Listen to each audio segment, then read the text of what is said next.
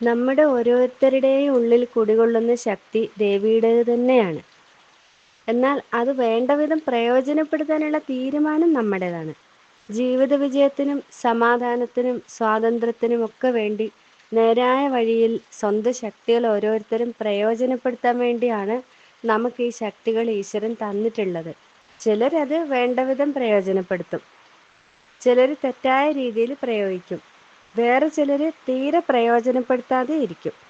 എന്നിട്ട് ഓരോരുത്തരും അതിൻ്റെതായ ഫലങ്ങളും അനുഭവിക്കും.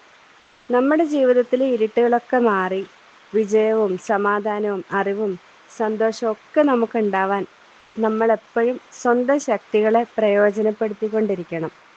ശക്തിയുടെ ഉറവിടമായ ദേവിയെ ഹൃദയത്തിൽ നിറച്ച് മുന്നോട്ട് പോകാൻ നമുക്കെല്ലാവർക്കും കഴിയട്ടെ.